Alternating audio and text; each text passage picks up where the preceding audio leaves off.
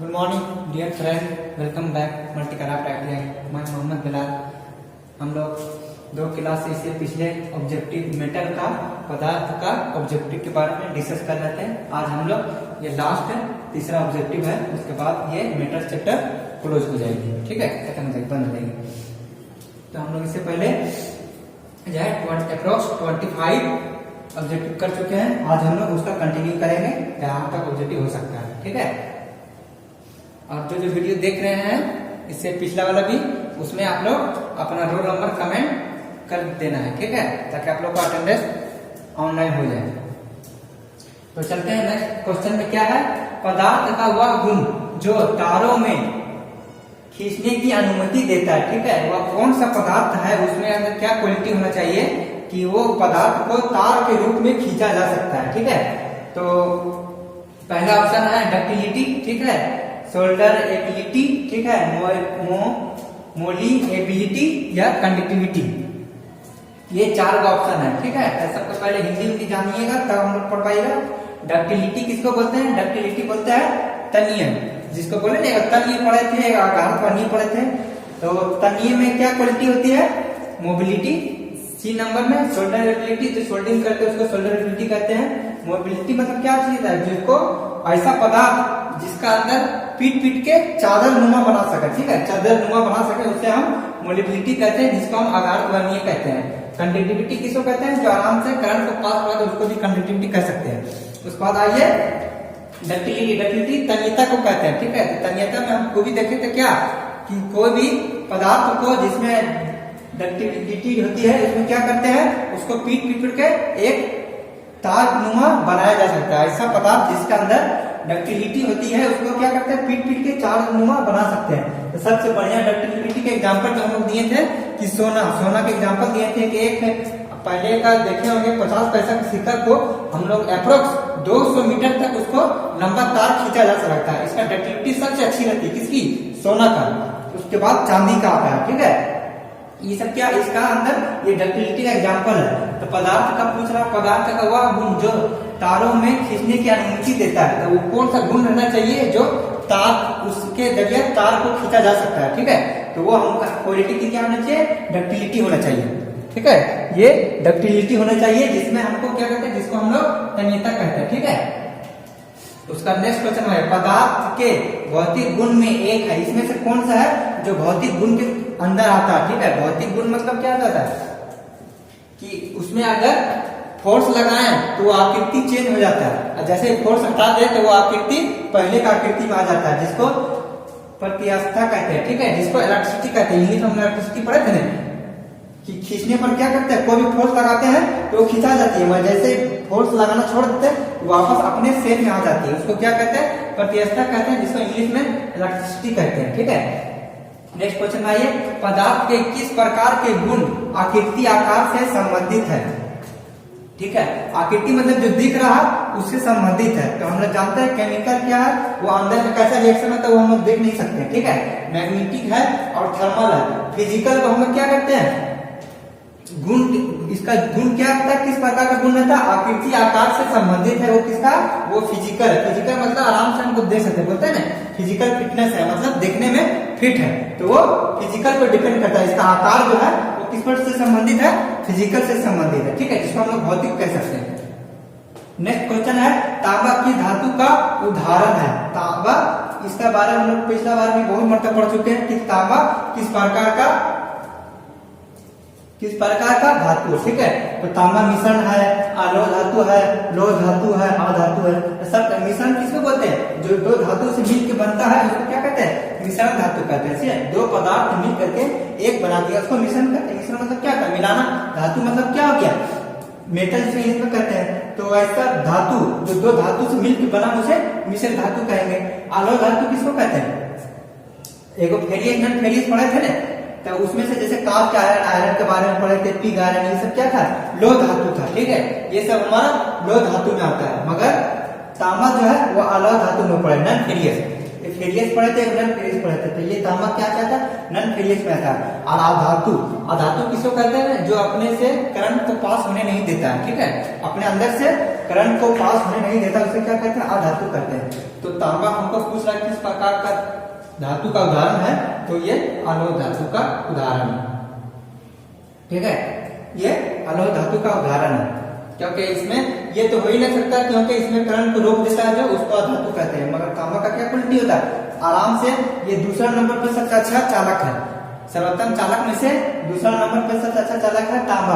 पहला, इससे पहले हम लोग बता चुके हैं, चांदी जो है सबसे सर्वश्रेष्ठ कंडक्टर है। ठीक है, नेक्स्ट आइए, ऑटोमोबाइल में स्टील के स्थान पर एल्युमिनियम, ए मतलब क्या लिखा, एल्युमिनियम का उपयोग किया जाता है, क्यों? ठीक है, ये कारण बताना कि क्यों इसका उपयोग किया जाता है। तो इसका ऑप्शन दिया हुआ, सस्ता होता है, हल्का होता है, उपलब्धता होता है, आसानी से जाता है, या भारी के कारण करते हैं। किसका, स्टील का स्थान पर, क्या करा, स्टील का स्थान पर, मतलब स्टील का स्थान पर हम लोग एल्युमिनियम का उपयोग क्यों करते हैं। तो इसका क्या क्या कारण हो सकता है, सस्ता हो सकता है, हल्का हो सकता है, उपलब्ध हो सकता है, या भारी हो सकता है। तो लगभग ये सब सिमिलरिटी है। ठीक है, क्योंकि उपलब्ध दोनों आसानी से मिल जाता है, और स्टील क्या कहता है, एल्युमिनियम के कंपेयर में ज्यादा भारी होता है, इसलिए इसका उपयोग नहीं किया जाता।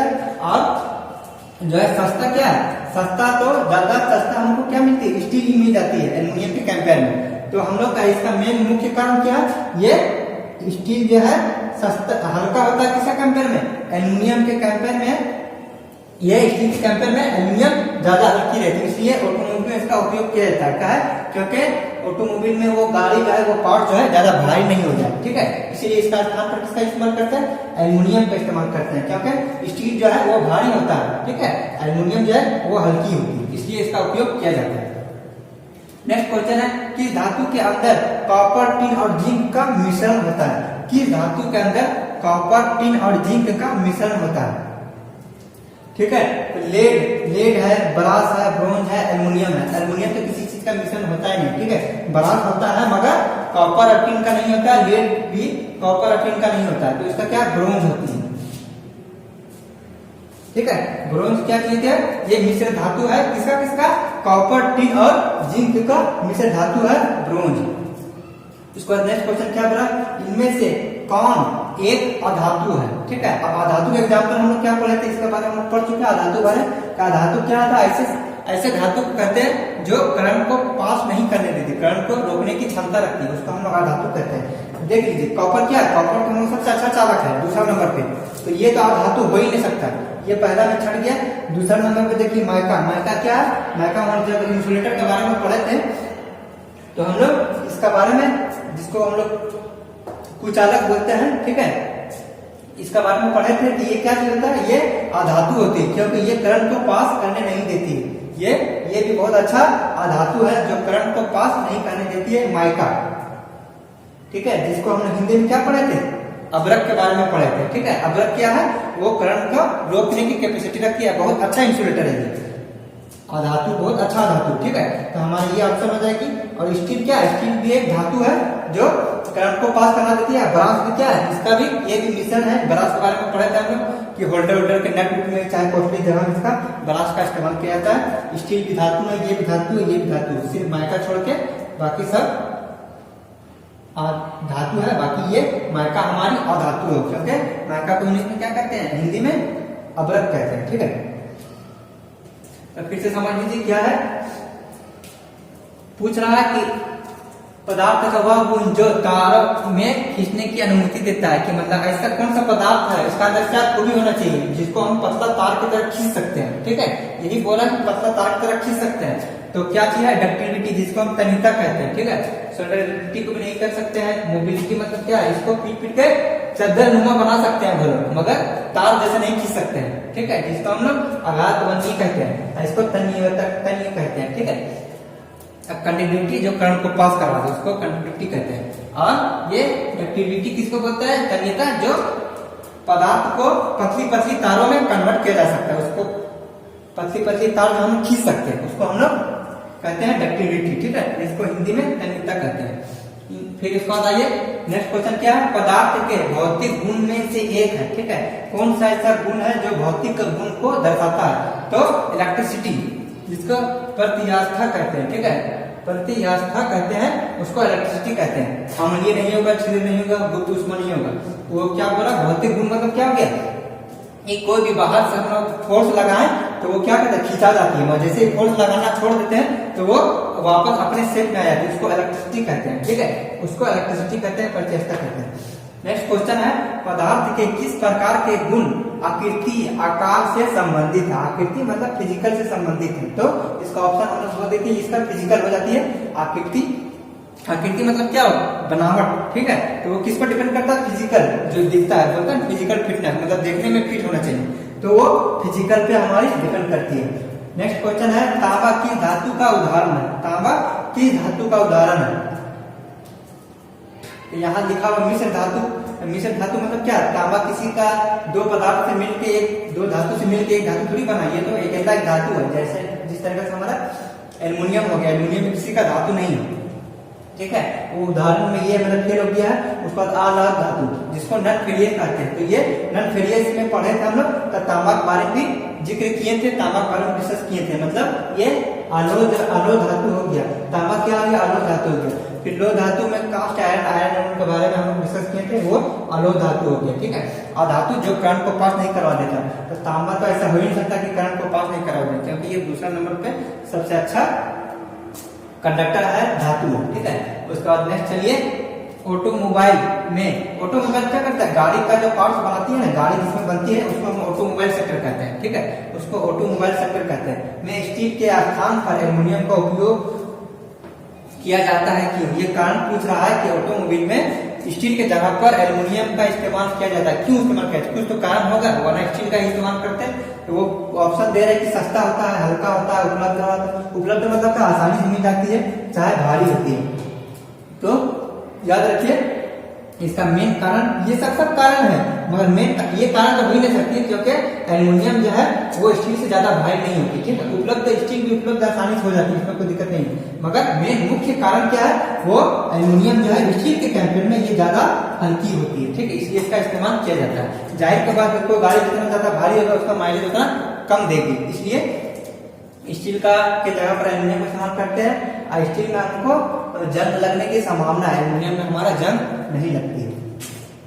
ठीक है, नेक्स्ट क्या, कि धातु के अंदर कॉपर, टिन और जिंक का मिश्रण होता है, मतलब ये तीनों मिला हुआ था। कौन सा ऐसा धातु है, तो हम लोग ब्रोंज पढ़े थे, ब्रोंज में क्या है, ब्रोंज के अंदर ये किसका मिश्रण धातु है, कॉपर, टिन और जिंक का मिश्रण धातु होता है। नेक्स्ट हम लोग पढ़े, इनमें से कौन एक अधातु है? अधातु किसको बोलते हैं, जो करंट को रोकने की क्षमता रखता है, उसे हम लोग अधातु कहते हैं। तो जानते हैं कॉपर क्या है, कॉपर जो है ये तो दूसरा नंबर पर सबसे अच्छा धातु है मेरा, तो यह धातु हो नहीं सकता। माइका, माइका जिसको अभ्रक कहते हैं। ठीक है, माइका जिसको अभ्रक कहते हैं, ये क्या है, ये कंडक्टर, ये जो है बहुत अच्छा इंसुलेटर है, जो अधातु कहते हैं। ठीक है, ये बहुत अच्छा इंसुलेटर है जो करंट को आसानी से रोक सकता है। ठीक है, उसके बाद स्टील, स्टील भी क्या करता है, करंट को पास करा देती है, ये धातु की श्रेणी में आ जाएगी। बरास भी धातु जो है वो करंट को पास करवा देती है, ये भी धातु के श्रेणी में आता है। सिर्फ माइका एक छोड़ के बाकी सब धातु है। माइका क्या है, अधातु। उसके बाद हम लोग नेक्स्ट चलते हैं।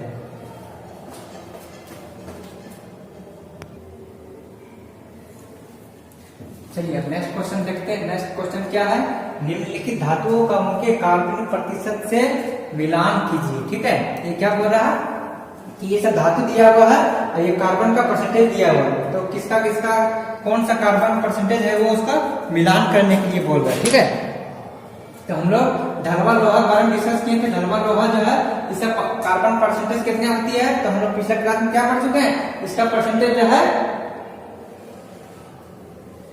2 से 4.5% तक होती है। ढलवा लोहा का कार्बन परसेंटेज कितना होती है, 2 से 4.5% तक होती है। ठीक है, उसके बाद नेक्स्ट आइए मृदु इस्पात, इसका कार्बन का परसेंटेज कितना होती है, इसका कार्बन का परसेंटेज हमारी 0.1 से 0.25 तक होती है। ठीक है, ये हमको इधर से मिल जाएंगे। फिर आइए इस्पात, इस्पात जो है इसका कार्बन का परसेंटेज कितना है, तो मेरा लास्ट बचा हुआ जो 0.5 से 1.7% तक बीच में होती है, तो ये इस तरह का हमारे आंसर हो जाएगा। ठीक है, फिर आइए नेक्स्ट क्वेश्चन क्या बोल रहा है, नेक्स्ट क्वेश्चन निम्नलिखित धातुओं को उनके गलनांक तापक्रम के साथ मिलाइए। ठीक है, कि ये सब का जो है गलनांक कितना कितना डिग्री पर इसको टेम्परेचर पर गर्म करेंगे कि ये हमारी धातु जो है वो गल जाए। ठीक है, आसानी से गल जाए। तो पिटवा लोहा का हम लोग क्या पढ़े थे, पिटवा लोहा का पढ़े थे कि ये 658 पे ये हमारी क्या हो जाएगी, ये धातु हमारी गल जाएगी। इसका गलनांक तापमान कितना है 658। फिर तांबा कितना डिग्री पर गल जाएगी, ये हमारी गलेगी 1200 सेल्सियस से 1350 सेल्सियस पे ये डिग्री पे गल जाएगी। ठीक है, नेक्स्ट क्वेश्चन क्या है, नेक्स्ट है ढलवा लोहा। ढलवा लोहा का तापमान कितना होता है, ढलवा लोहा जो है वो बहुत ज्यादा हार्ड होती है, इसका तापमान सबसे ज्यादा होती है, कितना होती है ये 1500, ये हमारी 1500 डिग्री सेल्सियस पे इसका तापमान जो है वो ढलवा लोहा गल जाती है। उसके बाद हम लोग एल्यूमिनियम बचा होता है, एल्यूमिनियम कितना पर गल जाती है, ये हमारी गलती है 1084 पे 1084 डिग्री सेल्सियस पे ये क्या करती है, ये धातु हमारी गल जाती है। नेक्स्ट है सूची का को सूची खा से मिलाइए। ठीक है, ये सूची हमारी का हो गई, ये सूची हमारी का हो गई, ये सूची हमारी खा हो गई। तो ये बोल रहा कि सूची का से खा को मिलाइए, जो सम्मिलित करता है, मिलान करता है। देखिए खनिज कुचालक मतलब क्या था, जो इंसुलेटर जैसे बोल सकते हैं, जिसको करंट को रोक सकता है। ठीक है, खनिज कौन सा ऐसा खनिज है कुचालक हो, जो इंसुलेटर हो, वो हमारे खदान में मिलता है। खनिज जो है कुचालक जो है खदान में मिलता है। तो वो हम लोग पढ़े थे, जिस तरह से कोयला का खान होती है उस तरह क्या था अब्रक के क्या कहते हैं, ये एक खनिज है जो अधातु है। ठीक है, ये खनिज अधातु है। अब्रक जो है इसका खनिज जो है ये कुचालक है, ये हमारी कुचालक हमारे अब्रक हो गए। ठीक है, फिर रबर किस टाइप का मटेरियल है, ये कुचालक है। रबर हमारा किस टाइप का कुचालक है, ये हमारी पैराफिन, ये हम लोग पढ़े थे कि पैराफिन जो किसके निकलता है, ये पैराफिन प्रोसेस से हमारी रबर उत्पाद होती है। ठीक है, उसके बाद आइए मोम,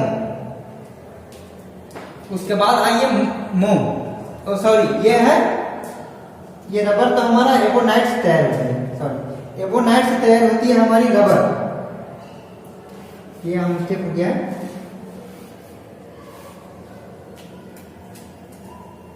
ये जो है रबर जो है एबोनाइट से हमारी तैयार होती है। ठीक है, और मोम का क्या पढ़े थे हम लोग, मोम का पढ़े थे पैराफिन। ये पैराफिन एक प्रोसेस होता है जिससे हम लोग मोम को तैयार किया जाता है। ठीक है, पैराफिन जो है ये पैराफिन के प्रोसेस से हम लोग मोम को तैयार करते हैं। ठीक है, खनिज कुचालक किस तैयार करते हैं, वो अब्रक से तैयार करते हैं, और रबर को एबोनाइट से तैयार किया जाता है। तो ये सब था कुछ इंपॉर्टेंट क्वेश्चन, फिर डिस्कस कर लीजिए क्या बोल रहा है। पहला क्वेश्चन में 33 में निम्नलिखित धातुओं का उनके कार्बन प्रतिशत से मिलान कीजिए। तो ढलवा लोहा का कार्बन प्रतिशत हम लोग पिछले क्लास में पढ़ चुके हैं। ये कितना के बीच में रहती है कि ये 2 से 4.5% तक के बीच में जो है कार्बन प्रतिशत ढलवा लोहा का रहती है। उसके बाद फिर मृदु इस्पात कितना रहती है, इसका रहती है 0.1 से लेके 0.25% तक इसका मृदु इस्पात रहती है। फिर आगे इसी इस्पात का कितना रहता है, तो 0.5 से 1.7% तक इसका कार्बन का मात्रा रहती है। नेक्स्ट है निम्नलिखित धातुओं को उनके गलनांक तापक्रम से साथ मिलान कीजिए। ठीक है, ये तो कार्बन परसेंटेज हो गया। ठीक है, अब है कि ये सब जो है कितना डिग्री सेल्सियस पर गर्म करेंगे कि ये धातु जो है हमारा गल जाए। ठीक है, तो पिटवा लोहा का कितना है, पिटवा लोहा का 658 है, 658 डिग्री सेल्सियस पे क्या करेंगे, ये पिटवा लोहा गल जाती है। उसके बाद तांबा कितना पर गलती है, ये 1200 डिग्री सेल्सियस से लेकर के 1350 डिग्री सेल्सियस तक ये तांबा जो है हमारी गल जाएगी। उसके बाद ढलवा लोहा का जो है 1500 डिग्री सेल्सियस पे ये गलना स्टार्ट कर देती है, गल जाती है। ठीक है, फिर आइए एल्यूमिनियम कितना है, 1084 डिग्री सेल्सियस पे ये एल्यूमिनियम हमारी गल जाएगी। ठीक है, उसके बाद नेक्स्ट है सूची का को खा से मिलान कीजिए। ठीक है, मिलाइए। तो काम है क्या, खनिज कुचालक किसको कहेंगे, ऐसा कुचालक जो करेंगे जो इंसुलेटर भी हो और खनिज हो। ठीक है, जो जमीन के अंदर से निकलती हो, तो वो क्या हो गया, अब्रक जो हमारी वो जमीन के अंदर से निकलती है, ये खनिज है। उसके बाद रबर किस प्रोसेस से तैयार किया जाता है, ये एबोनाइट से तैयार किया जाता है। उसके बाद मोम क्या है, पैराफिन के सहायता से मोम को तैयार किया जाता है। ठीक है, इसी से निकलती है, पैराफिन से ही निकलती है मोम। ठीक है, एबोनाइट से निकलती है क्या, रबर, और अब्रक से खनिज से निकलती है अब्रक हमारी। ठीक है, ये सब हमारी जो है मिलान हो गया है। इस टाइप का क्वेश्चन जो है एग्जाम में पूछा जा सकता है। इसमें कुछ भी कंफ्यूजन हो तो कमेंट में आप लोग जरूर कमेंट कीजिएगा, ठीक है। आप जो जो वीडियो देख रहे हैं उसको अपना रोल नंबर जरूर मेंशन कीजिएगा कमेंट में, और अपने साथियों लोग को भी इन्फॉर्म कर दीजिएगा। Thank you very much.